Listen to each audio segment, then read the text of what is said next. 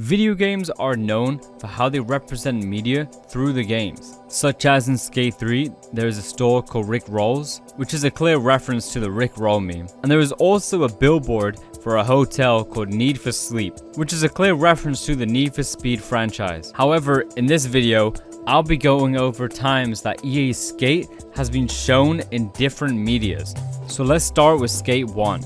There was a reality TV show called Rob and Big, which followed Rob Dyrdek and Big Black, which both names are in the Skate franchise. However, in this one episode, you can see Rob and Big visit the EA headquarters in Vancouver. As they are led to a room with Cuz, they sit down and they play Skate 1. But the funny thing about this segment is, the footage shown of them playing Skate 1 was all animation, meaning none of the gameplay in that video is actually real. But it is pretty interesting looking at this animation that you can see the way that EA wanted to create Skate 1. And besides the animation itself, the biggest standout is for the Owned It screen. And I kinda wish this was actually in Skate 1.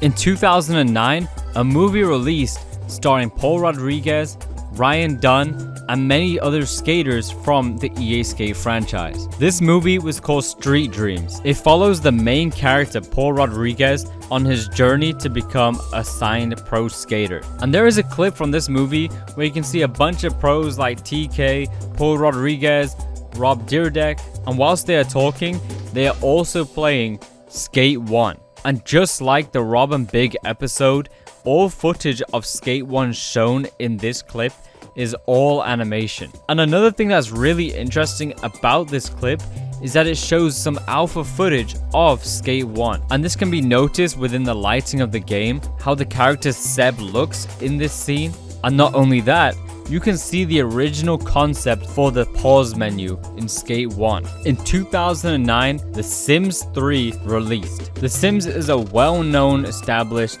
simulator game. And no surprise for why this is a thing, this is also made by EA. Within the game, if your sim plays a video game console and you look carefully at the screen, a lot of games will go by. And for me, right after Madden was on the screen, EA Skate 1 showed up on the screen. And I believe this is from one of the intro cutscenes of the game. Unfortunately, there are no sounds from Skate 1 being played when the game is displayed on the screen. But regardless, I still think it's sick that Skate 1 was represented within this game. Skate 2. Unfortunately, when it comes to Skate 2, there really isn't a lot of games or any type of media that represents this game. But fortunately, there is at least one thing that is known. And a big shout out to Dies and It's YGK for showing me this. As in 2008, Need for Speed Undercover released. Also made by the same developers as Skate, EA Black Box.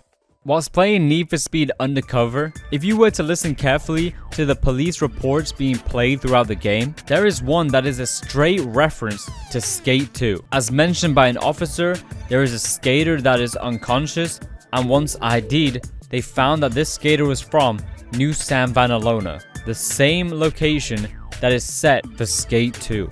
Yeah, dispatch, I just found a guy in the middle of the street, totally unconscious. Looks like he fell off his skateboard, but he's way too old to be on one of those things.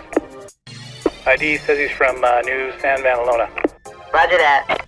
Skate 3.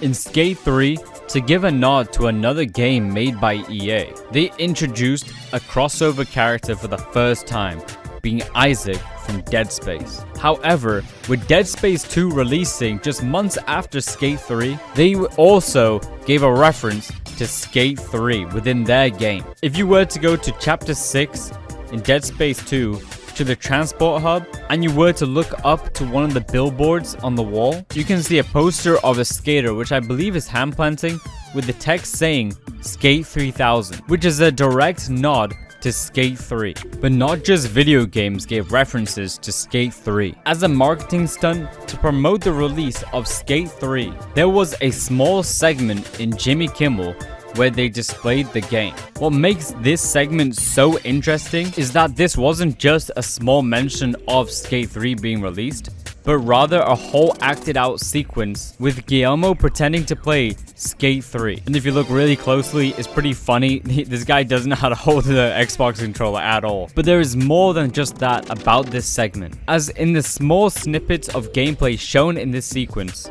you can see that Guillermo has his own skater. That skater is not a custom-made skater that you can make yourself. The skater shown in this sequence was specially made just for this segment, meaning there's another hidden skater that people didn't know about. And unfortunately, the Guillermo skater is not in the final game of Skate 3, as this build that they are showing was specially made just for this segment. Skate. This is not a nod to Skate, but rather a nod to the developers of the upcoming game, Full Circle. In Battlefield 2042, if you were to go to one of the maps, bear in mind I actually know nothing about Battlefield, there happens to be a skate park with the Full Circle logo spray painted on the wall. And what's super interesting about this is that Battlefield 2042 was released in 2021, the exact same time as the foundation of Full Circle Studios, the studio working on the new Skate game.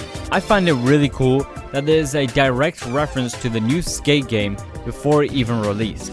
And in all honesty, it makes me hope that the new Skate game has a bunch of Easter eggs and references that players can find. If I've missed any other times that EA Skate has been shown in different media, let me know in the comments section below, and also let me know which ones you didn't know about. But anyways, don't forget to follow my socials.